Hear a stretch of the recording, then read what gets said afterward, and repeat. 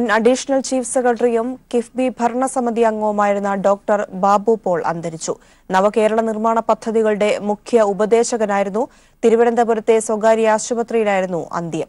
എഴുത്തുകാരനും മുതിർന്ന മുൻ IAS ഉദ്യോഗസ്ഥനുമായിരുന്നു. സംസ്കാരം നാളെ വൈകിട്ട് 4 മണിക്ക് എറണാകുളം കുറുപ്പുംപടി സെന്റ് മേരീസ് പള്ളിയിൽ നടക്കും. വിവരങ്ങളുമായി റിനു ചേരുന്നു തിരുവനന്തപുരത്ത് നിന്നും. റിനു, തിരുവനന്തപുരത്തെ സ്വകാര്യ ആശുപത്രിയിലായിരുന്നു അദ്ദേഹത്തിന്റെ മൃതദേഹം. അവിടുത്തെ മോർച്ചറിൽ നിന്നും മൃതദേഹം പുറത്തു കൊണ്ടുവന്നു എന്ന് മനസ്സിലാക്കാൻ സാധിക്കുന്നു. ഇപ്പോൾ എവിടെയാണ് അദ്ദേഹത്തിന്റെ മൃതദേഹമുള്ളത്? പൊതുദർശനം ഉണ്ടാകുമോ ഇന്ന്? അങ്ങനെ ഉണ്ടെങ്കിൽ അതിനെക്കുറിച്ചുകൂടി. പ്രിയ, അല്പസമയം മുമ്പാണ് തിരുവനന്തപുരത്തെ സ്വകാര്യ ആശുപത്രിയിൽ നിന്നും അദ്ദേഹത്തിന്റെ മൃതദേഹം തിരുവനന്തപുരത്തെ പാളയത്തിലെ പുന്നൻ റോഡിലെ സെന്റ് പീറ്റേഴ്സ് യാക്കോബായ പള്ളിയിലേക്ക് എത്തിച്ചത്. അവിടെ പൊതുദർശനം അല്പസമയത്തിനകം തന്നെ മൃതദേഹം പൊതുദർശനത്തിന് വെക്കും. തുടർന്ന് 12 മണിക്ക് ശേഷമാണ് കുറവൻകോണം മമ്മീസ് കോളനിയിലെ അദ്ദേഹത്തിന്റെ വസതിയിലേക്ക് എത്തിക്കുന്നത്. തുടർന്ന് നാളെ അവിടെ നിന്നും എറണാകുളത്തേക്ക് കൊണ്ടുപോകും. നാളെ 4 മണിക്ക് പെരുമ്പാവൂരിനടുത്തുള്ള കുറുപ്പുംപടിയിലെ യാക്കോബായ പള്ളിയിലാണ് സംസ്കാര ചടങ്ങുകൾ നടക്കുന്നത്. മുഖ്യമന്ത്രി ഉൾപ്പെടെ അനുശോചന അറിയിച്ചിട്ടുണ്ട്. ഒപ്പം വിവിധ രാഷ്ട്രീയ സാംസ്കാരിക മേഖലയിലുള്ളവർ, പ്രതിപക്ഷ നേതാവ് ഉൾപ്പെടെയുള്ളവർ അദ്ദേഹത്തിന് അന്ത്യാഞ്ജലി അർപ്പിച്ചുകൊണ്ട് അനുശോചനം രേഖപ്പെടുത്തിയിട്ടുണ്ട് എന്നുള്ളതാണ്. നമുക്കറിയാം, വലിയ രീതിയിലുള്ള ഒരു മാറ്റത്തിന് വഴിതെളിച്ച ഒരു IAS ഉദ്യോഗസ്ഥനായിരുന്നു ഇദ്ദേഹം എന്ന് തന്നെ പറയേണ്ടി വരും. കാരണം ഫയൽ പോലും അദ്ദേഹം IAS ഉദ്യോഗസ്ഥനായിരുന്ന സമയത്ത് ഫയൽ പോലും മലയാളത്തിൽ എഴുതണമെന്ന് നിർബന്ധിച്ചിരുന്ന ഒരു വ്യക്തിയാണ് അദ്ദേഹം. ഇത്തരത്തിൽ വലിയ ഒരു ഇടപെടൽ മലയാളത്തിന് അദ്ദേഹം നൽകിയിട്ടുണ്ട്. ഒപ്പം സാംസ്കാരിക മേഖലയിലെ അദ്ദേഹത്തിന്റെ ഇടപെടലാണ് നമുക്ക് ഒഴിച്ചുകൂടാൻ കഴിയാത്തത്. 30ഓളം കൃതികളാണ് അദ്ദേഹം എഴുതിയിട്ടുള്ളത്. ബൈബിൾ സംബന്ധമായ ഒരു നിഘണ്ടു ഉൾപ്പെടെ അദ്ദേഹം തയ്യാറാക്കിയിട്ടുണ്ട് എന്നുള്ളതാണ്. ആ ബൈബിൾ സംബന്ധിച്ച നിഘണ്ടുവിനാണ് അദ്ദേഹത്തിന് സാഹിത്യ അക്കാദമിയുടെ അവാർഡ് ലഭിച്ചത്. ഒപ്പം എടുത്തു പറയേണ്ടുന്ന അദ്ദേഹത്തിന്റെ ഒരു ഇടപെടൽ ഇടുക്കിയിലെ ആർച്ച് ഡാമുമായി ബന്ധപ്പെട്ടാണ്. ഇടുക്കിയിലെ ആർച്ച് ഡാം പണിയുന്ന സമയത്ത് അദ്ദേഹത്തിനായിരുന്നു അതിന്റെ ചുമതല. തുടർന്ന് അന്നത്തെ അച്യുതമേനോൻ സർക്കാർ അദ്ദേഹത്തിന് പാരിതോഷികം നൽകി. ചരിത്രമാദ്യമായി ആ സമയത്ത് ഒരു IAS ഉദ്യോഗസ്ഥന് സർക്കാർ നൽകുന്ന ഒരു പാരിതോഷികമായിരുന്നു അത്. അതിനുശേഷം KSRTCയുടെ CMD ആയിട്ടും അതുപോലെ തന്നെ കേരള സർവകലാശാലയുടെ വൈസ് ചെയർമാനായിട്ടും ഒപ്പം മറ്റ് മേഖലകളിൽ, അതായത് സാംസ്കാരിക സെക്രട്ടറി ഉൾപ്പെടെയുള്ളവർ, ധനം, അതുപോലെ തന്നെ പൊതുമേഖലയിലെ സെക്രട്ടറി ഉൾപ്പെടെയായി അദ്ദേഹം സേവനമനുഷ്ഠിച്ചു. തുടർന്ന് 21ാം വയസ്സിൽ ഔദ്യോഗിക ജീവിതം ആരംഭിച്ച അദ്ദേഹം 59ാമത്തെ വയസ്സിൽ അദ്ദേഹം ഔദ്യോഗിക ജീവിതം അവസാനിപ്പിച്ചുകൊണ്ട് IAS ഉദ്യോഗം അവസാനിപ്പിച്ചുകൊണ്ട് അദ്ദേഹം ആ സമയത്ത് അഡീഷണൽ ചീഫ് സെക്രട്ടറി ആയിരുന്നു. ആ സമയത്ത് അദ്ദേഹം VRS എടുക്കുകയും തുടർന്ന് അദ്ദേഹം ഓംബുഡ്സ്മാനായി, അതായത് തദ്ദേശ സ്വയംഭരണ വകുപ്പിന്റെ ഓംബുഡ്സ്മാനായി നിയമിതനാവുകയും ചെയ്തു. എല്ലാവരോടും വലിയ എളിമയോടുകൂടി ഞാനടക്കമുള്ള മാധ്യമ പ്രവർത്തകരോട് അദ്ദേഹവുമായി സംസാരിക്കുമ്പോൾ വളരെ സൗഹൃദത്തോടു കൂടി അദ്ദേഹത്തെ ഫോൺ ചെയ്ത് കഴിഞ്ഞാൽ അപ്പോൾ നമുക്ക് ആ ഫോൺ അറ്റൻഡ് ചെയ്തില്ലെങ്കിൽ പോലും തിരികെ വിളിക്കുന്ന ഒരു പതിവ് അദ്ദേഹത്തിനുണ്ടായിരുന്നു. അത്തരത്തിൽ ഒരു കൃത്യമായിട്ടുള്ള ഒരു സൗഹൃദം സൂക്ഷിക്കുന്ന വ്യക്തിയായിരുന്നു. ഒപ്പം സാധാരണക്കാരോട് ഇടപെടുന്ന രീതി, അദ്ദേഹം ശരിയും തെറ്റും തിരിച്ചറിഞ്ഞുകൊണ്ട് മുഖം നോക്കാതെ നടപടി എടുത്തിരുന്ന ഒരു IAS ഉദ്യോഗസ്ഥൻ കൂടിയായിരുന്നു. അല്പസമയത്തിനകം തന്നെ പാളയത്തെ പൊന്നം റോഡിലെ പള്ളിയിൽ അദ്ദേഹത്തിന്റെ മൃതദേഹം പൊതുദർശനത്തിന് വെക്കും. പ്രിയ, ശരി.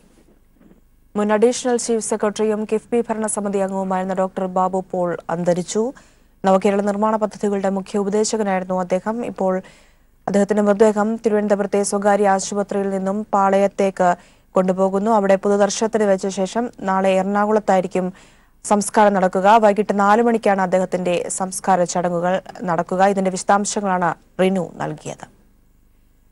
നിലപാടുകളിൽ വിട്ടുവീഴ്ചയില്ലാത്ത വ്യക്തിത്വത്തിനുടമയായിരുന്നു D. ബാബു പോൾ. ശരിതെറ്റുകൾ അത് എത്ര വലുതായാലും ഏത് ഉന്നതർക്കു മുന്നിലും അദ്ദേഹം തുറന്നു പറഞ്ഞിരുന്നു. സാധാരണക്കാരോടുള്ള ബാബു പോളിന്റെ സമീപനമായിരുന്നു മറ്റ് IAS ഉദ്യോഗസ്ഥരിൽ നിന്ന് അദ്ദേഹത്തെ വ്യത്യസ്തനാക്കിയത്. എറണാകുളം ജില്ലയിലെ കുറുപ്പുംപടിയിൽ ചിരോത്തോട്ടം PA പൗലോസ് കോർപ്പിസ്കോപ്പിയുടെയും മേരി പോളിന്റെയും മകനായി 1941 ജനനം. കുറുപ്പുംപടി MGM ഹൈസ്കൂളിൽ നിന്ന് പ്രാഥമിക വിദ്യാഭ്യാസം നേടി. Aluva UC college, Thiruvananthapuram engineering college, Madras സർവകലാശാല എന്നിവിടങ്ങളിൽ ഉന്നത വിദ്യാഭ്യാസം. ഹൈസ്കൂളിൽ തിരുവിതാംകൂർ മഹാരാജാവിന്റെയും സർവകലാശാലയിൽ കേന്ദ്ര സർക്കാരിന്റെയും സ്കോളർഷിപ്പോടെ പഠനം. എഞ്ചിനീയറിംഗും ബിരുദാനന്തര ബിരുദവും നേടിയ ശേഷം 1964 IASൽ പ്രവേശിച്ചു. എഴുത്തുകാരൻ, പ്രഭാഷകൻ എന്നീ നിലകളിൽ പ്രശസ്തി നേടി. ഇടുക്കി ജലവൈദ്യുത പദ്ധതിയുടെ പ്രോജക്ട് കോർഡിനേറ്ററും സ്പെഷ്യൽ കളക്ടറുമായി 1971 മുതൽ പ്രവർത്തിച്ചു. ഇടുക്കി ജില്ല നിലവിൽ വന്ന 1972 മുതൽ 1975 വരെ ജില്ലാ കളക്ടറായിരുന്നു. വല്ലാർപാടം പദ്ധതിക്ക് ഹരിശ്രീ കുറിച്ചപ്പോൾ കൊച്ചിൻ പോർട്ട് ട്രസ്റ്റിന്റെ ചെയർമാനായിരുന്നു അദ്ദേഹം. സാംസ്കാരിക വകുപ്പ് സെക്രട്ടറിയുമായും അദ്ദേഹം പ്രവർത്തിച്ചു. ചീഫ് സെക്രട്ടറി പദവിയിൽ നിന്ന് സ്വമേധയാ വിരമിച്ച് ഓംബുഡ്സ്മാനായി 2001 സെപ്റ്റംബർ വരെ പ്രവർത്തിച്ചു. കഥ ഇതുവരെ, സംഭവാമി യുഗേ യുഗേ, പള്ളിക്കെന്തിന് പള്ളിക്കൂടം, ഉൽപ്പത്തി രഹസ്യം, കുട്ടികളുടെ ബൈബിൾ, വേദശബ്ദരത്നാകരം, ക്രെംലിൻ ബെർലിൻ, നിലാവിൽ വിരിഞ്ഞ കാപ്പിപ്പൂക്കൾ, സ്മരണ, ഗിരിപർവം തുടങ്ങി 30ഓളം കൃതികൾ രചിച്ചിട്ടുണ്ട്. ബൈബിൾ വിജ്ഞാനകോശമായ വേദശബ്ദരത്നാകരം 2000 വൈജ്ഞാനിക സാഹിത്യത്തിനുള്ള കേരള സാഹിത്യ അക്കാദമി പുരസ്കാരം നേടി. വിവിധ മാധ്യമങ്ങളിൽ ഏറെനാൾ അദ്ദേഹം പംക്തികൾ കൈകാര്യം ചെയ്തിരുന്നു. ബൈബിൾ പണ്ഡിതൻ കൂടിയായിരുന്ന ബാബു പോൾ നിലപാടുകളിൽ ഒരിക്കലും വിട്ടുവീഴ്ചകൾക്ക് തയ്യാറായിരുന്നില്ല. പാവപ്പെട്ടവരെക്കുറിച്ച് എപ്പോഴും കരുതലുള്ള വ്യക്തിത്വമായിരുന്നു അദ്ദേഹത്തിൻ്റേത്. ദാനം മഹത് കർമ്മമാണെന്നും അത് നഗരസഭയുടെ ഖരമാലിന്യ നിർമ്മാർജ്ജനം പോലെ വേണ്ടാത്തത് ഒഴിവാക്കലല്ലെന്നും ബാബു പോൾ തന്റെ മിക്ക പ്രഭാഷണങ്ങളിലും ഓർമ്മിപ്പിച്ചിരുന്നു. പിറന്നാളിന് സദ്യ ഒരുക്കി മിച്ചം വരുന്നത് അനാഥാലയത്തിൽ കൊടുക്കുന്നതും തടിവയ്ക്കുമ്പോൾ ചേരാതെ വരുന്ന ഷർട്ട് ദാനം ചെയ്യുന്നതും ദാനമല്ലെന്നായിരുന്നു അദ്ദേഹത്തിന്റെ നിലപാട്. പിറന്നാളിന് അനാഥാലയത്തിൽ അനാഥർക്കൊപ്പം സദ്യ ഉണ്ണുമ്പോഴേ അത് ദാനമാകൂ, അല്ലെങ്കിൽ അവരെ സ്വന്തം വീട്ടിൽ വിളിച്ചു വരുത്തി അവരോടൊപ്പം സദ്യ കഴിക്കുമ്പോഴോ തനിക്ക് ഏറ്റവും പ്രിയപ്പെട്ട വസ്ത്രങ്ങൾ അന്യർക്ക് നൽകുമ്പോഴോ അത് ദാനമാകൂ എന്നുമായിരുന്നു അദ്ദേഹത്തിന്റെ നിലപാട്. ശരിതെറ്റുകൾ അതെന്തായാലും ആരെയും കൂസാതെ വിളിച്ചു പറയാൻ ബാബു പോൾ ഒരിക്കലും മടി കാണിച്ചിരുന്നില്ല. അത് എത്ര ഉന്നതരായാലും. ബാബു പോൾ ഓർമ്മയാകുമ്പോൾ അത് സാംസ്കാരിക ഭരണരംഗങ്ങളിൽ തീർത്തും വ്യത്യസ്തമായ മുദ്ര പതിപ്പിച്ചുകൊണ്ടാണ്. News bureau, Thiruvananthapuram. ബാബു പോളിന്റെ നിര്യാണത്തിൽ മുഖ്യമന്ത്രി അനുശോചിച്ചു. സമൂഹത്തിലെ ചലനങ്ങൾ ജാഗ്രതയോടെ നിരീക്ഷിക്കുകയും ഇടപെടുകയും ചെയ്ത സാംസ്കാരിക പ്രവർത്തകനെയാണ് ബാബു പോളിന്റെ നിര്യാണത്തിലൂടെ നഷ്ടമായതെന്ന് മുഖ്യമന്ത്രി പറഞ്ഞു. സാംസ്കാരിക മുഖമുള്ള ഉദ്യോഗസ്ഥനായിരുന്നു അദ്ദേഹം. സാമൂഹിക പ്രതിബദ്ധതയോടെ സർവീസിൽ പ്രധാന വകുപ്പുകളുടെ ചുമതലകൾ നിർവഹിക്കാൻ അദ്ദേഹത്തിനായി.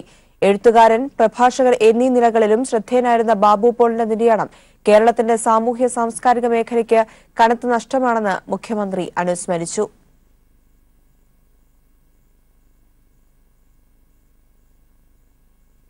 മറ്റു വാർത്തകളിലേക്ക്. വിജയസങ്കല്പ റാലി നടത്താൻ കോഴിക്കോട്ടെത്തിയ നരേന്ദ്രമോദി ആദ്യം സ്വന്തം പാർട്ടിക്കാർ ബിജെപിക്ക് തന്നെ വോട്ട് ചെയ്യുന്നുണ്ടെന്ന് ഉറപ്പുവരുത്തണമെന്ന് മുഖ്യമന്ത്രി പിണറായി വിജയൻ. വോട്ട് കച്ചവടം ഉറപ്പിച്ച കേരളത്തിലെ ബിജെപിക്കാരെ പിന്തിരിപ്പിക്കാൻ മോദിക്ക് കഴിയുമോ എന്നും പിണറായി ചോദിച്ചു. അവിശുദ്ധ കൂട്ടുകെട്ടുകൊണ്ട് ഇടതുപക്ഷത്തെ തോൽപ്പിക്കാമെന്നത് വ്യാമോഹം മാത്രമാണെന്നും പിണറായി കണ്ണൂർ ഇരിട്ടിയിൽ പറഞ്ഞു. വോട്ട് കച്ചവടം ശീലമാക്കിയവരാണ് കേരളത്തിലെ ബിജെപി നേതാക്കളെന്ന് മുഖ്യമന്ത്രി പിണറായി വിജയൻ പറഞ്ഞു. ഇടക്കാലത്ത് ബിജെപി ദേശീയ നേതൃത്വം ഇടപെട്ട് ഇതിന് തടയിടാൻ നോക്കി. എന്നാൽ കച്ചവടശീലം മാറ്റാൻ കേരളത്തിലെ ബിജെപി നേതാക്കൾക്ക് കഴിഞ്ഞില്ല. ഈ തിരഞ്ഞെടുപ്പിലും ബിജെപിയും കോൺഗ്രസും തമ്മിൽ കച്ചവടം ഉറപ്പിച്ചു കഴിഞ്ഞു. ബിജെപി സ്ഥാനാർത്ഥികൾ തിരിഞ്ഞു നോക്കുമ്പോൾ അണികളെ കാണുന്നില്ല എന്നതായി സ്ഥിതി. വിജയസങ്കല്പ റാലി നടത്താൻ കോഴിക്കോട് വന്ന മോഡിക്ക് വോട്ട് കച്ചവടം ഉറപ്പിച്ച ബിജെപി നേതാക്കളെ പിന്തിരിപ്പിക്കാൻ കഴിയുമോ എന്നും പിണറായി ചോദിച്ചു. നരേന്ദ്രമോദി കോഴിക്കോട് വന്നിട്ട് ഇന്നൊരു റാലി അവിടെ നടത്തുന്നത്, വിജയസങ്കല്പ റാലി, സാങ്കല്പിക വിജയല്ല, വിജയസങ്കല്പ റാലി. നരേന്ദ്രമോദി പ്രധാനപ്പെട്ട ബിജെപി നേതാവാണല്ലോ. കേരളത്തിലെ ബിജെപി നേതാക്കന്മാര് ആദ്യം ബിജെപിക്ക് വോട്ട് ചെയ്യുമെന്ന് ഉറപ്പുവരുത്തുക, ഈ വോട്ട് കച്ചവടത്തിന് നിൽക്കില്ല എന്ന് ഉറപ്പുവരുത്തുക. പലരും ആ വോട്ട് കച്ചവടം ഇപ്പൊ ഉറപ്പിച്ചിരിക്കുകയാണ്. ആ കച്ചവടം ഉറപ്പിച്ച ബിജെപിക്കാരെ പിന്തിരിപ്പിക്കാൻ നരേന്ദ്രമോദി കഴിയോ? ഇതാണ് നോക്കേണ്ടത്. കോൺഗ്രസ് തിരിച്ച് ബിജെപിയെയും സഹായിക്കും. കേരള നിയമസഭയിൽ ബിജെപിക്ക് അക്കൗണ്ട് തുറന്നു കൊടുത്തത് കോൺഗ്രസ് ആണ്. നേമത്തെ UDF സ്ഥാനാർത്ഥിയായിരുന്ന സുരേന്ദ്രൻ പിള്ളയ്ക്ക് കോൺഗ്രസിന്റെ വഞ്ചനയുടെ കഥയാണ് പറയാനുള്ളത്. ഇത്തവണയും കേരളത്തിൽ കോൺഗ്രസും ബിജെപിയും കച്ചവടം ഉറപ്പിച്ചെങ്കിലും അവിശുദ്ധ കൂട്ടുകെട്ടിനെ ഇടതുപക്ഷത്തെ തടയാനാകില്ലെന്നും കണ്ണൂർ ഇരിട്ടിയിൽ LDF പൊതുയോഗത്തിൽ പിണറായി വിജയൻ പറഞ്ഞു. News bureau, Kannur. നികുതി വെട്ടിപ്പ് നടത്തിയ പലരും കേരളത്തിൽ വന്ന് വോട്ട് അഭ്യർത്ഥിക്കുന്നുവെന്ന് പ്രധാനമന്ത്രി. ഇവരോട് സ്വന്തം മണ്ഡലത്തിൽ എന്ത് ചെയ്തുവെന്ന് വോട്ടർമാർ ചോദിക്കണമെന്നും പ്രധാനമന്ത്രി കോഴിക്കോട് പറഞ്ഞു.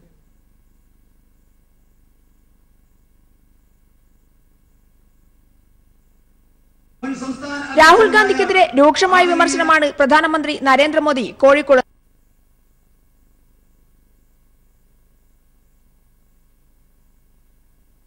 നടത്തിയത്. NDA റാലിയിൽ നികുതി വെട്ടിപ്പ് നടത്തി രക്ഷപ്പെടാൻ ചിലർ കേരളത്തിൽ വന്ന് വോട്ടഭ്യർത്ഥിക്കുന്നുണ്ട് എന്നാണ് അദ്ദേഹം സൂചിപ്പിച്ചത്.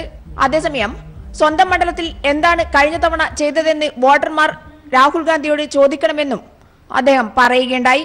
Beware of those people who come to Kerala not to serve you but to save themselves. When such leaders or their party members come to us for your vote, ask them to tell you about their poor performance in seat they currently represent. They will have nothing to say. BJP ബദൽ രാഷ്ട്രീയം മുന്നോട്ട് വെക്കുകയാണ്. ഇരുപക്ഷവും LDFും UDFും ഒന്ന് തന്നെയാണെന്നും മോദി സൂചിപ്പിച്ചു. ഡൽഹി തുഗ്ലക് റോഡിൽ താമസിക്കുന്ന കോൺഗ്രസ് നേതാവിലേക്കാണ് മധ്യപ്രദേശിൽ പിടിച്ച കള്ളപ്പണത്തിന്റെ അന്വേഷണം എത്തിയതെന്നും മോദി പറയുകയുണ്ടായി. മുത്തലാഖ് പോലുള്ള വിഷയങ്ങളിൽ ന്യായീകരണവുമായി UDFും LDFും വരുന്നു. JNU പോലുള്ള ക്യാമ്പസുകളിൽ വിഘടനവാദ ഗ്രൂപ്പുകൾ വളർത്തുന്നതും ഇവർ തന്നെയാണെന്നും മോദി സൂചിപ്പിച്ചു. അടുത്ത ലോക്സഭാ തെരഞ്ഞെടുപ്പിൽ NDAയെ സഹായിക്കണമെന്ന് അഭ്യർത്ഥിച്ചുകൊണ്ടാണ് പ്രധാനമന്ത്രി പ്രസംഗം അവസാനിപ്പിച്ചത്. News bureau, Kozhikode. കാസർഗോഡ് ലോക്സഭാ മണ്ഡലം UDF സ്ഥാനാർത്ഥി രാജ്മോഹൻ ഉണ്ണിത്താനെതിരെ തെരഞ്ഞെടുപ്പ് കമ്മീഷന്റെ നടപടി. തെരഞ്ഞെടുപ്പ് ചട്ടം ലംഘിച്ചതായി കണ്ടെത്തിയതിനാൽ 48 മണിക്കൂറിനുള്ളിൽ രാജ്മോഹൻ ഉണ്ണിത്താൻ ജില്ലാ കളക്ടർക്ക് വിശദീകരണം നൽകണം. ശബരിമല വിഷയവുമായി ബന്ധപ്പെട്ട് ഉണ്ണിത്താൻ മതവിശ്വാസത്തിന്റെ പേരിൽ വോട്ട് അഭ്യർത്ഥന നടത്തിയത് ചട്ടലംഘനമാണെന്ന് ചൂണ്ടിക്കാട്ടി LDF നൽകിയ പരാതിയിൽ അന്വേഷണ വിധേയമാണ് തുടർ നടപടി. യുവതി പ്രവേശന വിഷയത്തിൽ വിശ്വാസികളുടെ പിന്തുണ തേടി രാജ്മോഹൻ ഉണ്ണിത്താൻ UDF തെരഞ്ഞെടുപ്പ് യോഗങ്ങളിൽ നടത്തിയ പ്രസംഗങ്ങളിലാണ് തെരഞ്ഞെടുപ്പ് ചട്ടലംഘനം ഉണ്ടായതായി തെരഞ്ഞെടുപ്പ് കമ്മീഷൻ കണ്ടെത്തിയത്. പ്രസംഗത്തിന്റെ വീഡിയോ ക്ലിപ്പിംഗ് സഹിതം LDF കാസർഗോഡ് ലോക്സഭാ മണ്ഡലം തെരഞ്ഞെടുപ്പ് committee secretary TV Rajesh MLA ജില്ലാ കലക്ടർക്ക് നൽകിയ പരാതിയിലാണ് അന്വേഷണമുണ്ടായത്.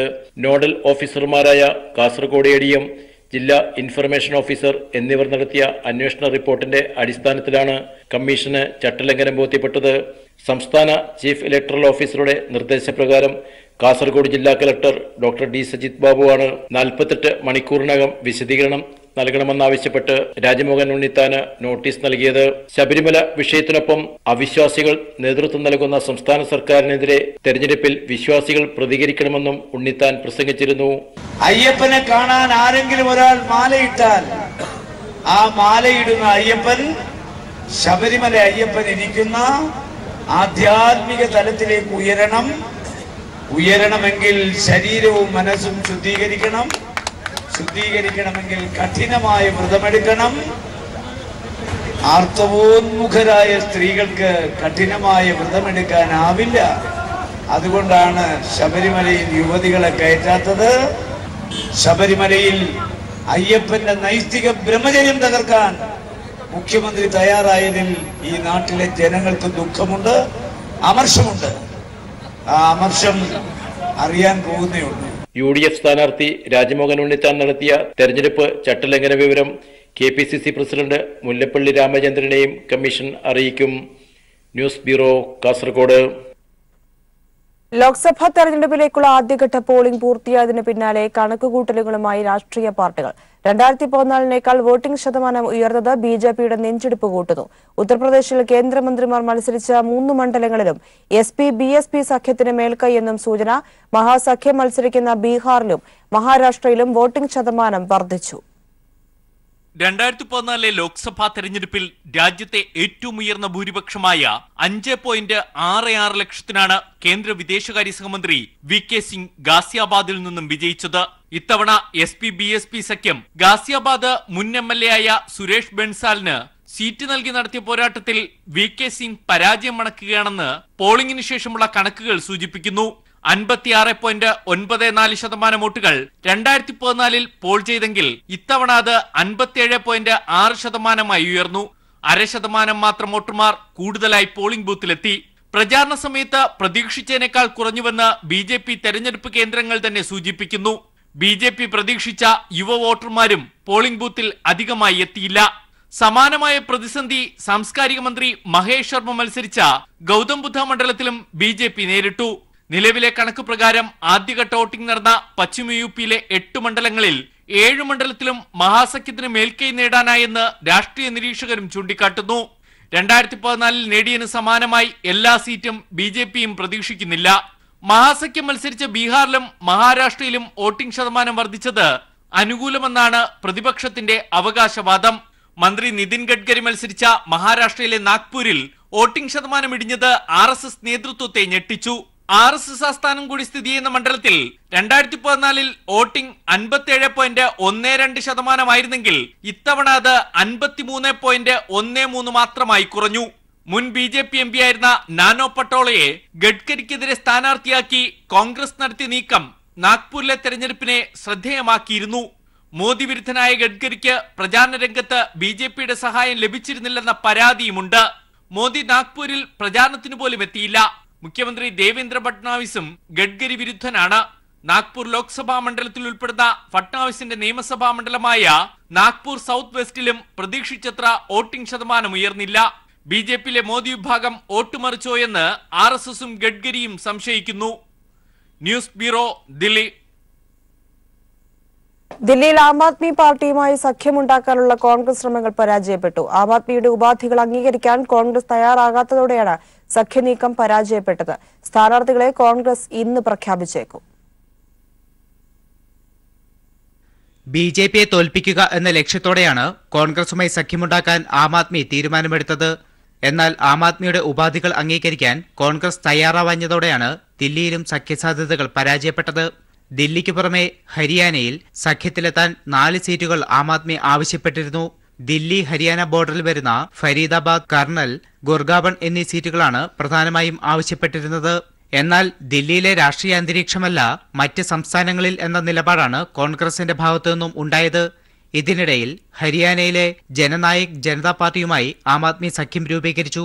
കോൺഗ്രസിനോട് ആവശ്യപ്പെട്ടിരുന്ന പ്രധാനപ്പെട്ട 3 സീറ്റും ഹരിയാനയിൽ ആം ആദ്മിക്ക് കിട്ടി. ഇതിന് പിന്നാലെയാണ് ദില്ലിയിലെ 7 ലോക്സഭാ സീറ്റിലും സ്ഥാനാർത്ഥികളെ പ്രഖ്യാപിക്കാൻ ആം ആദ്മി തയ്യാറായത്. 4 സീറ്റുകളിൽ കോൺഗ്രസും സ്ഥാനാർത്ഥികളെ പ്രഖ്യാപിച്ചിട്ടുണ്ട്. അവശേഷിക്കുന്ന 3 സീറ്റുകളിലേക്കുള്ള സ്ഥാനാർത്ഥികളെ കോൺഗ്രസ് ഇന്നോ നാളെയോ പ്രഖ്യാപിക്കും. ചാന്ദിനി ചൌക്കിൽ നിന്നും കപിൽ സിബലും, ന്യൂദില്ലിയിൽ നിന്ന് അജയ് മാക്കനും, നോർത്ത് ഈസ്റ്റ് ദില്ലിയിൽ നിന്ന് JP അഗർവാളും ജനവിധി തേടും. അതേസമയം കോൺഗ്രസ് ആം ആദ്മി സഖ്യം പരാജയപ്പെട്ടതോടെ ദില്ലി പിടിക്കാമെന്ന കണക്കുകൂട്ടലാണ് BJP. News bureau, Delhi. ഇടവേള. RSS ഉയർത്തുന്ന തീവ്ര വർഗീയതയെ മൃദു ഹിന്ദു വർഗീയ വീക്ഷണം കൊണ്ട് എതിർക്കുന്നതാണ് കോൺഗ്രസിന്റെ നയമെന്ന് മന്ത്രി MM മണി. ഇന്ത്യയുടെ നിലനിൽപ്പിനായി ഇടതുപക്ഷം ശക്തിപ്പെടണമെന്നും MM മണി പറഞ്ഞു. പത്തനംതിട്ട പാർലമെന്റ് മണ്ഡലത്തിലെ ഇടതുമുന്നണി സ്ഥാനാർത്ഥി വീണ ജോർജിന്റെ തെരഞ്ഞെടുപ്പ് പ്രചാരണത്തിന്റെ ഭാഗമായി ഇടതുപക്ഷ യുവജന സംഘടനകളുടെ ആഭിമുഖ്യത്തിൽ പത്തനംതിട്ടയിൽ സംഘടിപ്പിച്ച യൂത്ത് പാർലമെന്റ് ഉദ്ഘാടനം ചെയ്ത് സംസാരിക്കുകയായിരുന്നു അദ്ദേഹം. പത്തനംതിട്ട ലോക്സഭാ മണ്ഡലത്തിലെ ഇടതുമുന്നണി സ്ഥാനാർത്ഥി വീണ ജോർജിന്റെ തെരഞ്ഞെടുപ്പ് പ്രചാരണത്തിന്റെ ഭാഗമായാണ് ഇടതുപക്ഷ യുവജന സംഘടനകളുടെ ആഭിമുഖ്യത്തിൽ പത്തനംതിട്ടയിൽ യൂത്ത് പാർലമെന്റ് സംഘടിപ്പിച്ചത്. യുവജനങ്ങളുടെ പങ്കാളിത്തം കൊണ്ട് ശ്രദ്ധേയമായ യൂത്ത് പാർലമെന്റിന്റെ ഉദ്ഘാടനം വൈദ്യുതി വകുപ്പ് മന്ത്രി MM മണി നിർവഹിച്ചു. RSS ഉയർത്തുന്ന തീവ്ര വർഗീയതയെ മൃദു ഹിന്ദു വർഗീയ വീക്ഷണം കൊണ്ട് എതിർക്കുന്നതാണ് കോൺഗ്രസിന്റെ നയം. ഇത് അപകടമാണ്. വർഗീയതയെ കൂട്ടുപിടിച്ച് തെരഞ്ഞെടുപ്പിനെ നേരിടുന്ന കോൺഗ്രസും BJPയും ഒരേ നാണയത്തിന്റെ 2 വശങ്ങളാണെന്നും ഇന്ത്യയുടെ നിലനിൽപ്പിനായി ഇടതുപക്ഷം ശക്തിപ്പെടണമെന്നും MM മണി പറഞ്ഞു. ഹിന്ദുവർഗീയവാദത്തിന്റെ കളി, തീവ്ര ഹിന്ദുവർഗീയവാദം RSS സംഘപരിവാർ ശക്തികള് കോൺഗ്രസ് പ്രിയമുള്ളവരെ മൃദു ഹിന്ദുവർഗീയവാദം ഉയർത്തിക്കൊണ്ട് രാജ്യത്തെ ജനങ്ങളുടെ കണ്ണിൽ മണ്ണിടാൻ, വോട്ട് മേടിക്കാൻ, വീണ്ടും അധികാരത്തിൽ വരാനുള്ള തത്രപ്പാടിൽ അപമാനകരമായ ചുറ്റുപാടിലാണ് ഇന്നത്തെ ദേശീയ രാഷ്ട്രീയ രംഗം. പാർലമെന്റ് തെരഞ്ഞെടുപ്പുമായി ബന്ധപ്പെട്ട് പ്രിയപ്പെട്ടവരെ ഇന്ന് നിലനിൽക്കുന്നത് എന്ന കാര്യം ഞാൻ ഈ അവസരത്തിൽ ഓർമ്മപ്പെടുത്തുവാൻ ആഗ്രഹിക്കുകയാണ്. അതുകൊണ്ട് RSSും BJPയും കോൺഗ്രസിൽ നിന്ന് റിക്രൂട്ട്മെന്റ് നടത്തുക, ആളെ റിക്രൂട്ട്മെന്റ് നടത്തുക, MLA-മാരെ MP-മാരെ ചാക്കിട്ട് പിടിക്കുക. ജില്ലയിലെ 1046 ബൂത്തുകളിൽ നിന്ന് ഇടതുപക്ഷ യുവജന സംഘടനാ പ്രവർത്തകർ നഗരത്തിന്റെ വിവിധ ഭാഗങ്ങളിൽ നിന്ന് കേന്ദ്രീകരിച്ച് പ്രകടനമായാണ് യൂത്ത് പാർലമെന്റിൽ സംബന്ധിച്ചത്. സമ്മേളനത്തിൽ G. ബൈജു അധ്യക്ഷനായി. PB സതീഷ് കുമാർ സ്വാഗതം പറഞ്ഞു. CPIM സംസ്ഥാന സെക്രട്ടേറിയറ്റ് അംഗം KJ Thomas, advocate K. Ananthagopal, KP Udayabhanu, AP Jayan, R. Shyama, R. Harish തുടങ്ങിയവരും സന്നിഹിതരായി. News bureau, Pathanamthitta. ശബരിമല വിഷയത്തിൽ തെരഞ്ഞെടുപ്പ് കമ്മീഷനെ വെല്ലുവിളിച്ച് BJP. ശബരിമല വിഷയം മുഖ്യ പ്രചരണായുധമാക്കുമെന്ന് സംസ്ഥാന പ്രസിഡന്റ് PS ശ്രീധരൻപിള്ള. ഇക്കാര്യം വെല്ലുവിളിയായി ഏറ്റെടുക്കുകയാണെന്നും ഇന്നലെ മോദിയുടെ തെരഞ്ഞെടുപ്പ് പൊതുയോഗത്തിനിടെ ശ്രീധരൻപിള്ള പറഞ്ഞു. മിണ്ടിപ്പോവരുതേ എന്ന് പറഞ്ഞവർ, ശബരിമല പറഞ്ഞാൽ കേസെടുക്കുമെന്ന് പറഞ്ഞവർ, തെരഞ്ഞെടുപ്പിൽ അയോഗ്യരാക്കുമെന്ന് പറഞ്ഞവർ, അവരോട് ഞാൻ പറയാൻ ആഗ്രഹിക്കുന്നു, ശബരിമല സമരം, ധർമ്മസമരം, BJP ഒക്ടോബർ മാസം 1-ാം തീയതി ആദ്യമായി സമരരംഗത്തിറങ്ങിയ പൊതുപ്രസ്ഥാനം BJP ആണ്. ആ സമരത്തിൽ ഞങ്ങൾ ഉറച്ചു നിൽക്കുന്നു. ശബരിമലയോട് ബന്ധപ്പെട്ട പ്രശ്നങ്ങൾ തെരഞ്ഞെടുപ്പിൽ പ്രശ്നമാക്കുമെന്ന് ആവർത്തിച്ച് നിങ്ങളെല്ലാം സാക്ഷി നിർത്തി ഇവിടെ പറയാൻ ഞാൻ ആഗ്രഹിക്കുകയാണ്. അത് തടയാൻ ആരുണ്ട്? ഈ 2 ദിവസം മുമ്പ് ഇവിടെ പുറത്തിറക്കിയ BJPയുടെ പ്രകടന പത്രികയിൽ, മാനിഫെസ്റ്റോയിൽ ശബരിമലയ്ക്ക് വേണ്ടിയുള്ള ഇന്ത്യൻ ഭരണകൂടത്തിന്റെ, NDAയുടെ വരാൻ പോകുന്ന ഭരണകൂടത്തിന്റെ പ്രതിബദ്ധത വിളംബരം ചെയ്ത നമ്മുടെ പ്രധാനമന്ത്രിയോട് ഞാൻ വിശ്വാസികൾക്ക് വേണ്ടി, കേരളത്തിന് വേണ്ടി ഈ അവസരത്തിൽ നന്ദി രേഖപ്പെടുത്തുകയാണ്. ശബരിമലയിൽ ഈ തവണ ജനമനസ്സുകളിൽ വ്രതഹൃതരായ വിശ്വാസികൾ, ആ വിശ്വാസികൾക്കൊപ്പം നിന്നുകൊണ്ട് പോരാട്ടത്തിന് തലങ്ങൾ സൃഷ്ടിക്കാൻ BJP ശ്രമിക്കും. ഞങ്ങളെ തടയാൻ ആർക്കും സാധിക്കില്ല എന്ന് ഉറക്കെ ഉറപ്പിച്ച് നിങ്ങളെല്ലാം സാക്ഷി നിർത്തി പറയാൻ ആഗ്രഹിക്കുന്നു. ഇതിന്റെ കൂടുതൽ വിവരങ്ങളുമായി PV കുട്ടൻ ചേരുകയാണ്. കുട്ട, ശബരിമല വിഷയത്തിൽ തെരഞ്ഞെടുപ്പ് കമ്മീഷനെ വെല്ലുവിളിക്കുന്ന PS ശ്രീധരൻപിള്ളയുടെ വാക്കുകളാണ് നമ്മളിപ്പോൾ കേട്ടത്. ഇന്നലെ പ്രധാനമന്ത്രി പങ്കെടുത്ത യോഗത്തിലാണ് ഇത്ര ധൈര്യത്തോടെ എന്ന് വേണമെങ്കിൽ പറയാം തെരഞ്ഞെടുപ്പ് കമ്മീഷനെ വെല്ലുവിളിച്ചുകൊണ്ട് ശ്രീധരൻപിള്ള ഇക്കാര്യങ്ങൾ പറയുന്നത്. ശ്രീധരൻപിള്ളയുടെ വാക്കുകൾ ഒരിക്കൽ കൂടി വിശദമാക്കുമ്പോൾ അദ്ദേഹം പറഞ്ഞ കാര്യങ്ങൾ എന്തൊക്കെയാണ്?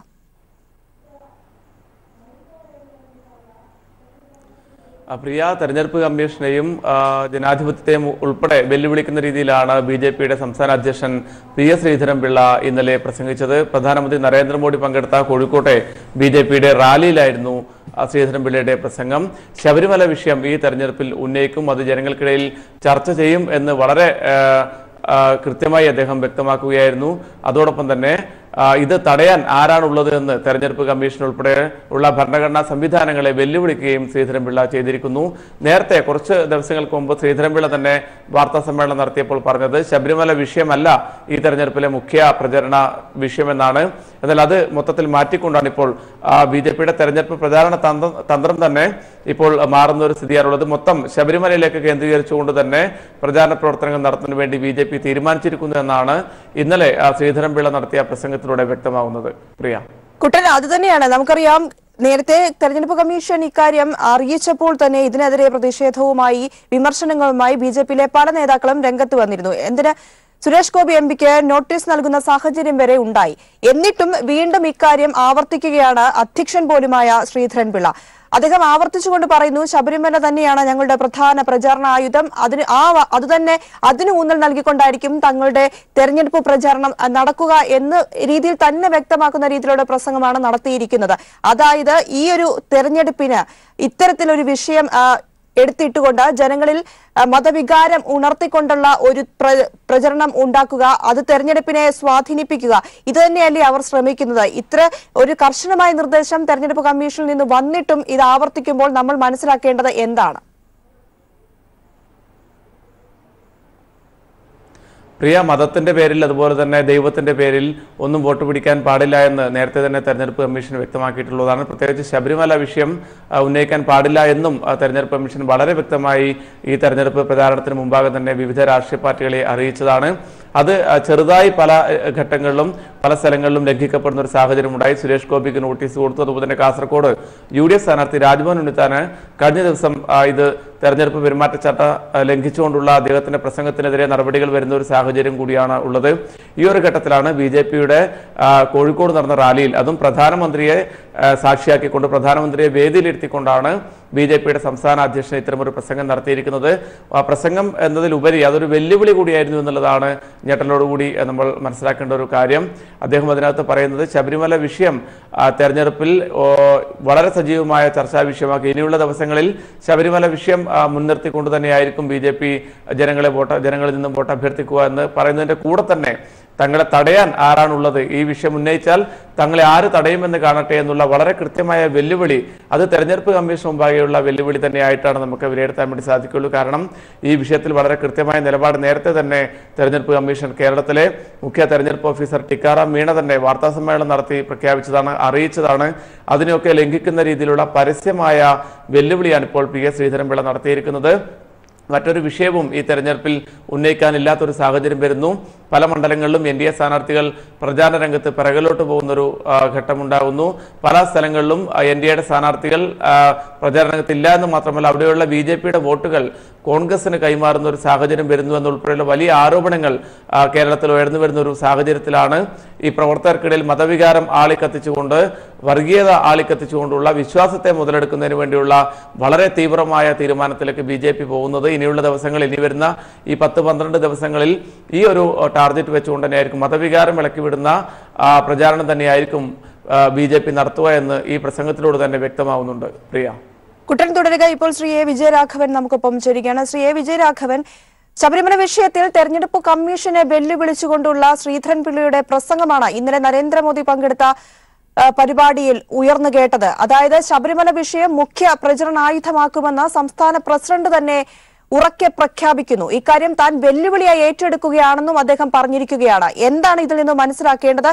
തെരഞ്ഞെടുപ്പ് കമ്മീഷന്റെ ശക്തമായ നിർദ്ദേശമുണ്ട്, ശബരിമല എന്നൊരു വിഷയം പ്രചരണായുധമാക്കരുത്, മതസ്പർദ്ധ വളർത്തുന്ന രീതിയിൽ തെരഞ്ഞെടുപ്പ് പ്രചാരണം നടത്തരുത് എന്ന നിർദ്ദേശമുണ്ടാകുമ്പോൾ തന്നെ ഇത്തരത്തിൽ വലിയൊരു പരിപാടിയിൽ ഉറക്കെ പ്രഖ്യാപിച്ചിരിക്കുകയാണ് താൻ ഈ ഒരു വിഷയം തന്നെയായിരിക്കും പ്രചരണ ആയുധമാക്കുക, BJP ഇതിനെ പ്രചരണായുധമാക്കിയിരിക്കുമെന്ന്.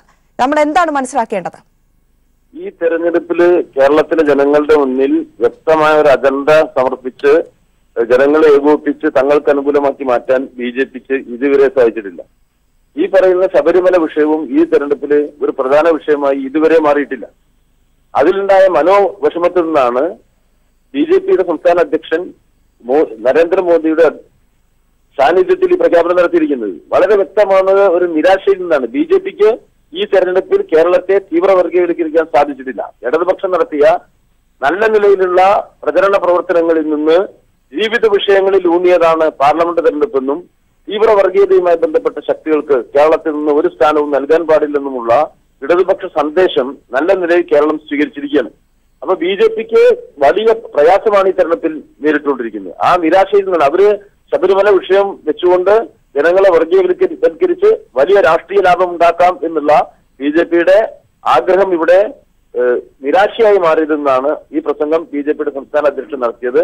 മോഡിയുടെ പ്രസംഗങ്ങളിലേക്ക് സൂക്ഷിച്ചു നോക്കിയാലും നമുക്കത് ബോധ്യപ്പെടും. ഇവിടെ നമ്മൾ മനസ്സിലാക്കേണ്ട ഒരു കാര്യം, ഒരു ഭരണഘടനാ സ്ഥാപനത്തോടും തങ്ങൾക്ക് ബഹുമാനമില്ല, ഞങ്ങൾ നിയമത്തിന്റെ മുകളിലാണ് എന്ന് സ്ഥാപിച്ചുകൊണ്ട് ജനങ്ങളെ പേടിപ്പിക്കുന്ന ഒരു പ്രചരണ രീതി BJP ഉത്തരേന്ത്യയിലൊക്കെ നടപ്പിലാക്കിയത് കേരളത്തിലും നടപ്പിലാക്കി കളയാം എന്നുള്ള ഒരു വ്യാമോഹവും ഈ പ്രസംഗത്തിൽ നമുക്ക് കാണാൻ കഴിയും. രണ്ടും കേരളത്തിലെ ജനങ്ങൾ അംഗീകരിക്കാൻ പോകുന്നില്ല. തീർച്ചയായും അത് തന്നെയാണ്. മറ്റൊരു വിഷയവും തങ്ങൾക്ക് ഉയർത്താനില്ലാത്ത ഒരു സാഹചര്യവും ഈ കഴിഞ്ഞ ദിവസങ്ങളിലൊക്കെ നടന്നു വരുന്ന BJPയുടെ പ്രചരണ പരിപാടികളിലൊക്കെ നമുക്ക് മനസ്സിലാക്കാൻ സാധിക്കുന്നുണ്ട്. എല്ലാ പരിപാടികളിലും അവർ പ്രധാനമായും പറയുന്ന ഒരു വിഷയം പറഞ്ഞു. ഒരുപക്ഷെ തെരഞ്ഞെടുപ്പ് കമ്മീഷന്റെ നിർദ്ദേശം വന്ന ഒരു സമയത്ത് അതിൽ ഇച്ചിരി പതുങ്ങൽ ഉണ്ടായിരുന്നുവെങ്കിൽ പോലും പിന്നീടും ശക്തമായ രീതിയിൽ തന്നെ ശബരിമല എന്ന പേര് ആവർത്തിക്കുന്ന ഒരു അവസ്ഥ. അതുപോലെ തന്നെ കോൺഗ്രസിലേക്ക് BJPയുടെ വോട്ടുകൾ പോകുന്നു എന്ന രീതിയിൽ അണികൾക്കിടയിലും പ്രശ്നങ്ങൾ ഉണ്ടായിക്കൊണ്ടിരിക്കുന്ന ഒരു സാഹചര്യമുണ്ട്. ഈ ഒരു സമ്മർദ്ദം ഈ BJPക്കുള്ളിൽ ഉണ്ട്. അത് വ്യക്തമാകുന്ന രീതിയിൽ ആ ഒരു പരിഭ്രമവും ഇവർക്കിടയിൽ ഉണ്ട് എന്ന് മനസ്സിലാകുന്നുണ്ട്. അത് അങ്ങനെയുള്ള ഒരു പരിഭ്രമത്തിന്റെ ഫലമായി ഇപ്പോൾ ഈ ഒരു വിഷയം എടുത്തിട്ടാലേ തങ്ങളിലേക്ക് വോട്ടുകൾ വരികയുള്ളൂ എന്ന ചിന്ത തന്നെയല്ലേ ഇത്തരത്തിലൊരു പ്രസംഗത്തിലേക്ക് അല്ലെങ്കിൽ ഈ ഒരു വെല്ലുവിളിയിലേക്ക് ശ്രീധരൻപിള്ളയെ അല്ലെങ്കിൽ BJP നേതാക്കളെ കൊണ്ടുചെന്നെത്തിച്ചിരിക്കുന്നത്? തീർച്ചയായിട്ടും തീവ്രവിശ്വാസത്തിന്റെ വിഷയത്തെ മുഖ്യ തെരഞ്ഞെടുപ്പ് ആയുധമാക്കി കോൺഗ്രസുമായും ചില ജാതീയ സംഘടനകളുമായി സൗഹൃദം സ്ഥാപിച്ച് കേരളത്തിൽ ഒരു തിരഞ്ഞെടുപ്പ് മുന്നേറ്റം ഉണ്ടാക്കാം എന്നുള്ള നിലയിൽ BJP ആഗ്രഹിച്ചു. ഒരു കോലിബി സഖ്യം എന്നുള്ള നിലയ്ക്ക് ഏതാനും നിയോജകമണ്ഡലങ്ങളിൽ കേന്ദ്രീകരിച്ച് അവിടെ UDF നിന്ന് പിന്തുണ വാങ്ങി മറ്റിടത്ത് തിരിച്ച് സഹായിക്കുന്ന തരത്തിലേക്ക് കാര്യങ്ങളെ നീക്കാൻ ശ്രമിച്ചു. പക്ഷെ തെരഞ്ഞെടുപ്പിന്റെ 2 ഘട്ടം പ്രചരണം കഴിഞ്ഞപ്പോൾ ഇതൊന്നുമല്ല കേരളം ചർച്ച ചെയ്തുകൊണ്ടിരിക്കുന്നത്. മോദിക്കെതിരായിട്ട് ഏറ്റവും ശരിയായ നിലപാടെടുക്കുന്ന ഇടതുപക്ഷത്തിന് അനുകൂലമായിട്ട് കേരളം ചിന്തിച്ചു തുടങ്ങിയിരിക്കുന്നു. ഈ രാഷ്ട്രീയത്തിനുപരിയായിട്ട് ദേശീയ രാഷ്ട്രീയത്തിലെ പ്രധാന വിഷയങ്ങൾ ചർച്ച ചെയ്യുന്നു. ഇവിടെ ഇടതുപക്ഷത്തിനൊരു പരിമിതി സംഭവിച്ചാൽ അത് കേരളത്തിലെ ഇപ്പൊ നടത്തുന്ന ഗവൺമെന്റിന്റെ നേതൃത്വത്തിലുള്ള നല്ല പ്രവർത്തനങ്ങൾക്കാകെ തടസ്സമുണ്ടാക്കും എന്ന വസ്തുതയും കേരളീയ സമൂഹം തിരിച്ചറിയുകയാണ്. ചുരുക്കത്തിൽ ഇന്നലത്തെ നരേന്ദ്രമോദിയുടെ പ്രസംഗത്തിന് ഒരു കാര്യം വ്യക്തമാണ്. മോദിയുടെ രാഷ്ട്രീയത്തിന് കടന്നു വരാതെ പ്രതിരോധം സൃഷ്ടിച്ചത് കേരളം മാത്രമാണ്. ആ പ്രതിരോധത്തിന്റെ നായകൻ ഇടതുപക്ഷമാണ്. ഇടതുപക്ഷം ഇല്ലാതായാൽ ഒരു തടസ്സവുമില്ലാതെ കേരളത്തിന്റെയും ഇന്ത്യയുടെയും സാമൂഹ്യ അന്തരീക്ഷത്തിൽ തങ്ങളുടെ തെറ്റായ രാഷ്ട്രീയത്തിന്റെ പൂർണ്ണമായ നടത്തിപ്പ് എന്നതാണ് BJP ലക്ഷ്യമിടുന്നത്. ആ നിലയിലുള്ള BJP പ്രവർത്തനത്തിന് ഇടതുപക്ഷം കേരളത്തിൽ സൃഷ്ടിച്ച പ്രതിരോധം ആണ് ഇവരെ ഭയപ്പെടുത്തുന്നത്. ആ നിരാശയിൽ നിന്നാണ് ഈ പ്രഖ്യാപനം. പക്ഷെ നാടത് അംഗീകരിക്കാൻ പോകുന്നില്ല. വലിയ നിരാശയും വലിയ തകർച്ചയും ഈ BJP നേരിടാൻ പോകുന്നു. അസംബ്ലി തെരഞ്ഞെടുപ്പിൽ കിട്ടിയ വോട്ട് പോലും BJPക്ക് ഈ തെരഞ്ഞെടുപ്പിൽ കിട്ടില്ല എന്ന് ബോധ്യപ്പെടുന്ന ദിവസങ്ങളിലേക്ക് നാട് പോവുകയാണ്. ശബരിമല വിഷയം വെച്ചുകൊണ്ട് കേരളത്തെ വർഗീയവൽക്കരിക്കാനുള്ള പരിശ്രമം വിജയിക്കാൻ പോകുന്നില്ല. നന്ദി ശ്രീ A. വിജയരാഘവൻ ഞങ്ങളുടെ ഈ വിഷയത്തിൽ പ്രതികരിച്ചതിന്. വീണ്ടും കുട്ടനിലേക്ക് പോവുകയാണ്. കുട്ടൻ, അതുതന്നെയാണ് മറ്റ് പ്രചരണ ആയുധങ്ങൾ അല്ലെങ്കിൽ വിഷയങ്ങൾ തങ്ങൾക്ക് മുൻപിൽ ഇല്ല എന്നാണോ ഈ BJP ഇതിലൂടെ നമുക്ക് മനസ്സിലാക്കി തരുന്നത്? എങ്ങനെയാണ്, ഏത് രീതിയിലാണ് അവരുടെ പ്രചരണ രീതികൾ? ഇപ്പോൾ ഇത്തരം വലിയൊരു പരിപാടിയിൽ പ്രധാന ഒരു നേതാവ് തന്നെ, അധ്യക്ഷൻ തന്നെ ഇത്തരത്തിലൊരു പ്രഖ്യാപനം നടത്തിയിരിക്കുകയാണ്.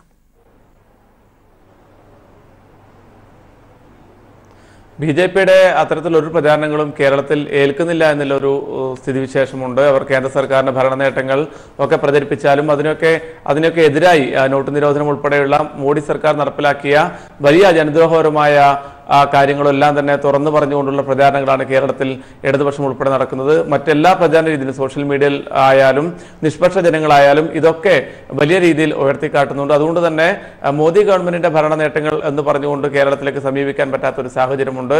അതുപോലെ തന്നെ LDF സർക്കാരിനെ കുറിച്ചും വലിയതായി BJPക്ക് ഒന്നും പറയാൻ പറ്റാത്ത സാഹചര്യമുണ്ട്. ഈ ഒരു ഘട്ടത്തിലാണ് BJPയുടെ എല്ലാ പ്രചരണങ്ങളും പൊളിയുന്നു എന്നൊരു ഘട്ടം വന്നപ്പോഴാണ് ശബരിമല മുഖ്യ പ്രചരണ ആയുധമാക്കാൻ വേണ്ടി തീരുമാനിച്ചിരിക്കുന്നത്. നേരത്തെ BJPയുടെ സംസ്ഥാന general secretary K. Surendran Sabarimala വിഷയം തെരഞ്ഞെടുപ്പിൽ പ്രധാന ആയുധമാക്കുമെന്ന് പറഞ്ഞപ്പോൾ അതിനെ ലംഘിച്ച് വാർത്താ സമ്മേളനം നടത്തിയ ആളാണ് PS ശ്രീധരൻപിള്ള. അദ്ദേഹം പറഞ്ഞത് ശബരിമലയല്ല മുഖ്യ തെരഞ്ഞെടുപ്പ് പ്രചാരണം എന്നാണ്. എന്നാൽ ഇന്നലെ പ്രധാനമന്ത്രി നരേന്ദ്രമോദി കേരളത്തിലെത്തിയോടുകൂടി BJPയുടെ പ്രചാരണ തന്ത്രം തന്നെ മാറുന്ന ഒരു സാഹചര്യം ഉണ്ടാകുന്നു. ജനങ്ങളിലേക്ക് തീവ്രമായ വർഗീയ കാര്യങ്ങൾ ഇറക്കി വിട്ടുകൊണ്ട്, വർഗീയത സൃഷ്ടിച്ചുകൊണ്ട്, മതത്തിന്റെയും ജാതിയുടെയും ഒക്കെ പേരിൽ ജനങ്ങളെ ഭിന്നിപ്പിച്ചുകൊണ്ട് വോട്ട് നേടാനുള്ള വളരെ തീവ്രമായ വർഗീയ കാർഡാണ് ഇപ്പോൾ BJP ഇറക്കിയിരിക്കുന്നത്. ഇന്നലെ പ്രധാനമന്ത്രി നരേന്ദ്രമോദിയുടെ പ്രസംഗത്തിലും പല ഘട്ടങ്ങളിലും ശബരിമല ഉയർന്നു വന്നിരുന്നു. വിശ്വാസവും ശബരിമലയും ഒക്കെ വോട്ടാക്കി മാറ്റുന്നതിനുള്ള നമുക്കൊപ്പം ശ്രീ A. ഷുക്കൂർ ചേരുകയാണ്. ശ്രീ A. ഷുക്കൂർ, കഴിഞ്ഞ ദിവസം പ്രധാനമന്ത്രി വന്ന ചടങ്ങിൽ BJPയുടെ അധ്യക്ഷൻ ശ്രീധരൻപിള്ള നടത്തിയ ഒരു പ്രസംഗം അല്ലെങ്കിൽ വെല്ലുവിളി, അതാണ് ഇന്ന് നമ്മൾ ചർച്ചാ വിഷയമാക്കുന്നത്. ശബരിമല വിഷയത്തിൽ തെരഞ്ഞെടുപ്പ് കമ്മീഷനെ വെല്ലുവിളിച്ചുകൊണ്ടാണ് അദ്ദേഹം ആ പ്രസംഗം നടത്തിയത്. അതായത് ശബരിമല വിഷയം മുഖ്യ പ്രചരണ ആയുധമാക്കുമെന്നാണ് അദ്ദേഹം പറഞ്ഞിരിക്കുന്നത്. എന്താണ് ഈ ഒരു അദ്ദേഹത്തിന്റെ വാക്കുകളിലൂടെ അത് കേൾക്കുമ്പോൾ അല്ലെങ്കിൽ ഈ ഒരു കാര്യം അറിയുമ്പോൾ താങ്കളുടെ പ്രതികരണം? ഇന്ത്യയുടെ പ്രധാനമന്ത്രിയുടെ സാന്നിധ്യത്തിൽ, നരേന്ദ്രമോദിയുടെ സാന്നിധ്യത്തിൽ ഭരണഘടനയെ വെല്ലുവിളിച്ചുകൊണ്ടും ഇലക്ഷൻ കമ്മീഷനെ നോക്കൂത്തിയായി ഞങ്ങൾക്ക് തോന്നുന്നതെല്ലാം ചെയ്യുമെന്നുള്ള ഒരു ധിക്കാരമുണ്ടല്ലോ, അഹങ്കാരമുണ്ടല്ലോ, അതിനെയാണ് നമ്മൾ പറയുന്ന സ്വേച്ഛാധിപതികളെന്നും ഫാസിസം എന്ന് പറയുന്നത്. ഇത്രമാത്രം ശരിയാണത്. ഇന്ത്യയുടെ പ്രധാനമന്ത്രിയുടെ സാന്നിധ്യത്തിൽ ശ്രീധരൻപിള്ള ശബരിമല പറയും, ഇലക്ഷൻ കമ്മീഷൻ എന്താ ചെയ്യാൻ നോക്കട്ടെ എന്ന് പറയുന്നതിന്റെ അർത്ഥം എന്താ? വെല്ലുവിളിക്കുകയാണ്. അപ്പോ രാജ്യത്ത് ജനാധിപത്യം നിലനിൽക്കണമെന്നും ഒരു ആഗ്രഹവുമില്ല. ഭരണഘടനാ അനുസൃതമായ നടപടികൾ ഉണ്ടാകണമെന്ന് ആഗ്രഹിക്കുന്നില്ല. ഞങ്ങൾക്ക് തോന്നിയത് ചെയ്യും, ഞങ്ങൾ ഭരണാധികാരികളാണ് എന്ന വിധത്തിലുള്ള ഒരു അഹങ്കാരവും ഹുങ്കും ഉണ്ടല്ലോ, അതിനുള്ള മറുപടിയായിരിക്കും ഈ തെരഞ്ഞെടുപ്പിൽ ഉണ്ടാകാൻ പോകുന്നു. ഒരു സംശയം വേണ്ട. ശ്രീധരൻപിള്ളയല്ല, അതിനപ്പുറത്തുള്ള നരേന്ദ്രമോദി ചട്ടം ലംഘിച്ചാലും ചട്ടം ലംഘിച്ചതാണെന്നുള്ള പറയാനുള്ള ഭരണഘടനാ സ്ഥാപനത്തിന്റെ അവകാശമുണ്ടല്ലോ, ഭരണഘടനാനുസൃതമായ അവകാശം, അതിനെയും വെല്ലുവിളിക്കുകയാണ്. ഇന്ത്യയുടെ പ്രധാനമന്ത്രി വെല്ലുവിളിക്കുന്നു, BJPയുടെ നേതാക്കന്മാർ വെല്ലുവിളിക്കുന്നു. എങ്ങോട്ടാണ് ഈ പോക്ക്? ഈ ജനാധിപത്യത്തിന്റെ അടിസ്ഥാനത്തിലുള്ള തെരഞ്ഞെടുപ്പ് നടക്കുകയാണ്. അവിടെ ജനങ്ങൾ പ്രതികരിക്കും, ഒരു സംശയം വേണ്ട. ആവശ്യമായ പ്രചരണം ഈ കാര്യങ്ങളിൽ കൊടുത്താൽ ജനങ്ങൾ പ്രതികരിക്കുമെന്ന കാര്യത്തിൽ യാതൊരു സംശയമില്ല. അതാണ് എന്റെ അഭിപ്രായം. ശ്രീ എ ഷുക്കൂർ, അദ്ദേഹത്തിന്റെ വാക്കുകളിലൂടെ ഇപ്പോൾ ഇത്തരത്തിൽ ഭരണഘടനാ സ്ഥാപനങ്ങൾക്കൊന്നും തന്നെ യാതൊരു വിലയുമില്ല, തങ്ങൾ അതിന് മുകളിലാണ് എന്ന രീതിയിലുള്ള ഒരു പ്രതികരണം, ഇത്തരത്തിൽ ഭരണഘടനാ സ്ഥാപനങ്ങളെ പോലും ഒന്നുമല്ലാതാക്കുന്ന ഒരു നേതാവിന്റെ പ്രസംഗം അല്ലെങ്കിൽ വാക്കുകൾ, ഈ അണികൾ പോലും ഇത് കേട്ടാണ് പിന്തുടർച്ചക്കാരായി മുൻപോട്ട് പൊക്കോണ്ടിരിക്കുന്നത്. എത്രത്തോളം തെറ്റായ സന്ദേശമാണ് ഇതിൽ നിന്ന് സമൂഹത്തിന് പോലും ഇവർ നൽകിക്കൊണ്ടിരിക്കുന്നത്? അത് സമൂഹത്തിന് പോലും ഭരണഘടനാ സ്ഥാപനങ്ങൾ ഞങ്ങൾക്ക് പുല്ലാണ്, ഇന്ത്യൻ ഭരണഘടന ഞങ്ങൾക്ക് പുല്ലാണ്, ഞങ്ങൾക്ക് ജനാധിപത്യം എന്ന് പറയുന്നത് ഞങ്ങൾ വിചാരിക്കുന്നതാണ് ജനാധിപത്യം എന്ന തരത്തിലുള്ള ഭരണാധികാരികളുടെ പോക്കുണ്ടല്ലോ. ഭരണകൂട ഭീകരത വളർത്തിക്കൊണ്ട് പോകുന്ന ഇന്ത്യൻ പ്രധാനമന്ത്രിയുടെയും അതിന്റെ നേതൃത്വം കൊടുക്കുന്ന പാർട്ടിയുടെ പോക്കുണ്ടല്ലോ.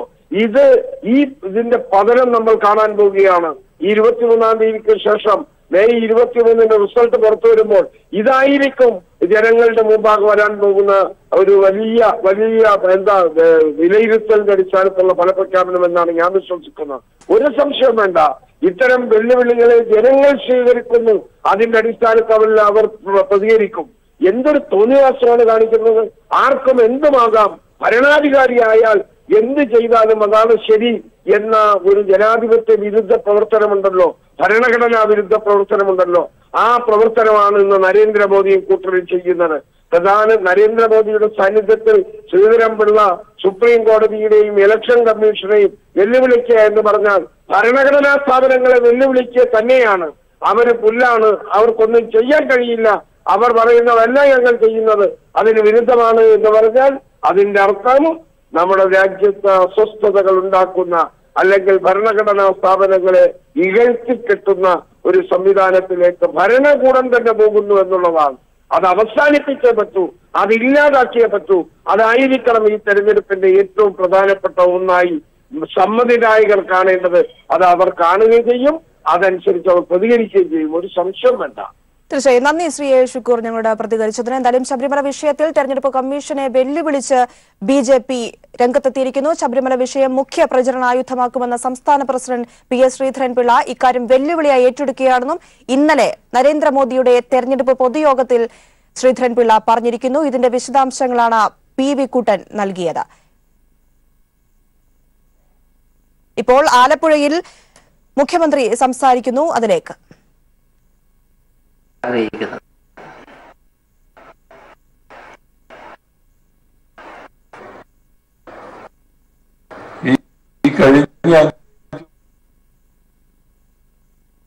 ചില സാങ്കേതിക തടസ്സങ്ങളുണ്ട്, ഇതിലേക്ക് തന്നെ തിരിച്ചെത്താം ഒരു ചെറിയ ഇടവേളയ്ക്ക് ശേഷം. മുൻ അഡീഷണൽ ചീഫ് സെക്രട്ടറിയും കിഫ്ബി ഭരണസമിതി അംഗവുമായിരുന്ന ഡോക്ടർ ബാബു പോൾ അന്തരിച്ചു. നവകേരള നിർമ്മാണ പദ്ധതികളുടെ മുഖ്യ ഉപദേശകനായിരുന്നു.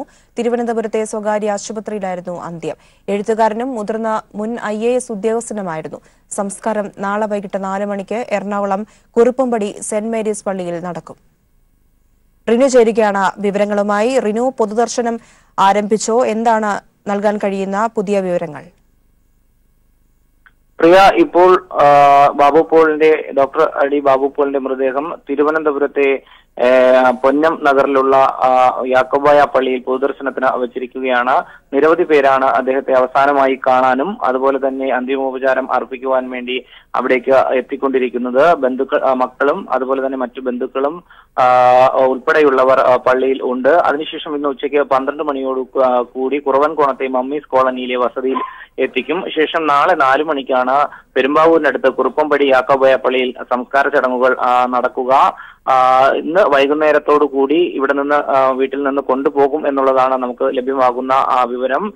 എന്തായാലും വലിയ ഒരു തീരാ നഷ്ടമാണ് അദ്ദേഹത്തിന്റെ വിയോഗം എന്നുള്ളതാണ് മുഖ്യമന്ത്രി ഉൾപ്പെടെയുള്ളവർ അനുശോചന സന്ദേശത്തിൽ അറിയിച്ചിരിക്കുന്നത്. പ്രതിപക്ഷ നേതാവ് ഉൾപ്പെടെയുള്ളവർ മറ്റു വകുപ്പ് മന്ത്രിമാർ ഉൾപ്പെടെയുള്ളവർ അനുശോചനം അറിയിച്ചിട്ടുണ്ട്.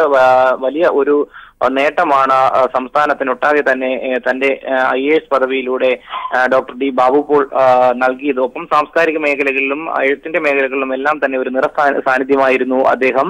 30ഓളം കൃതികളാണ് അദ്ദേഹം എഴുതിയിരുന്നത്. ഒപ്പം എടുത്തു പറയേണ്ടുന്ന ഒരു കാര്യം, 1972 ഇടുക്കി ജില്ല രൂപീകൃതമായപ്പോൾ അവിടുത്തെ ആദ്യത്തെ ജില്ലാ കളക്ടറായി സർക്കാർ നിയമിച്ചത് അദ്ദേഹത്തെയാണ്. ഇടുക്കി കളക്ടർ പദവിയിലിരുന്ന് ഏഷ്യയിലെ ഏറ്റവും വലിയ ആർച്ച് ഡാമായ ഇടുക്കിയിലെ ജലവൈദ്യുത പദ്ധതി അദ്ദേഹം പൂർത്തിയാക്കി. ഏറ്റവും വലിയ ഒരു ഭരണ നേട്ടങ്ങളിൽ ഒന്നായാണ് അന്നത്തെ അച്യുതമേനോൻ സർക്കാർ അതിനെ വിവരങ്ങൾ നൽകിയത്. ഇപ്പോൾ മുഖ്യമന്ത്രി സംസാരിക്കുന്നു ആലപ്പുഴയിൽ. രാജ്യത്തെ ജനങ്ങളോട് BJP പറഞ്ഞു, കോൺഗ്രസ് കള്ളപ്പണം പിടിക്കുന്നില്ല, കോൺഗ്രസ് കള്ളരെ സംരക്ഷിക്കുകയാണ്.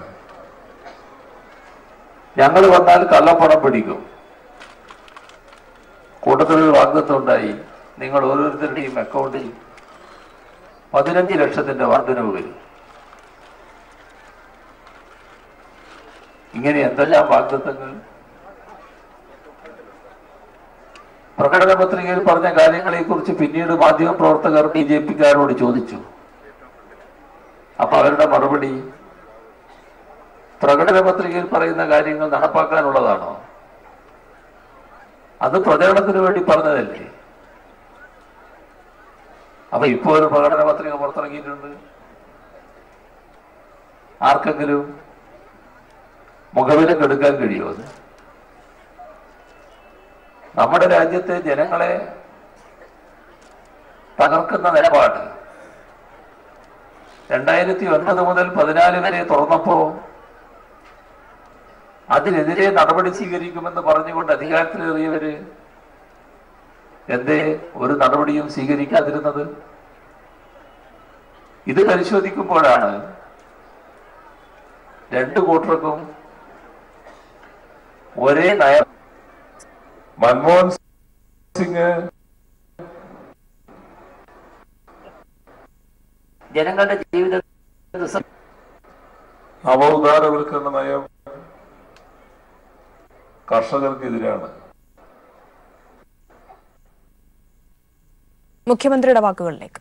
ഗവൺമെന്റും ജനങ്ങൾക്ക് ഉപകാരപ്രദമായ ഒരു നടപടികൾ സ്വീകരിക്കാതിരിക്കുന്നതിനിടയാക്കിയത്. അതായത്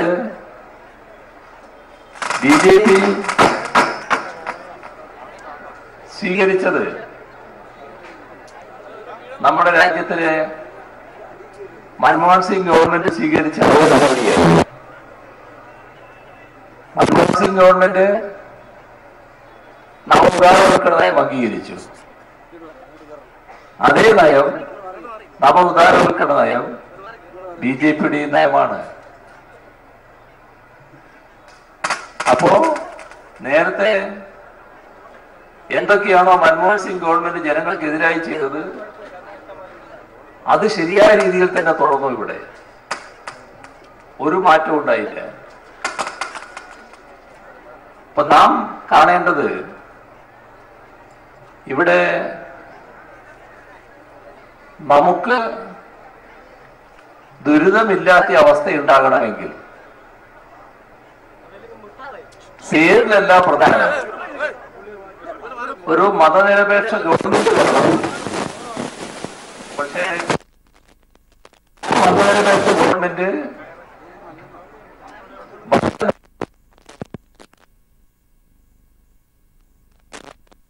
ത്തിലേറുന്നത് ബദൽ നയത്തോടു കൂടിയ മതനിരപേക്ഷ ഗവൺമെന്റ് ആവണം. എങ്കിൽ മാത്രമേ ജനങ്ങൾക്ക് ഗുണകരമായ അവസ്ഥയുണ്ടാകും, നമ്മുടെ ദുരിതം മാറ്റി നിർത്താൻ കഴിയുകയുള്ളൂ.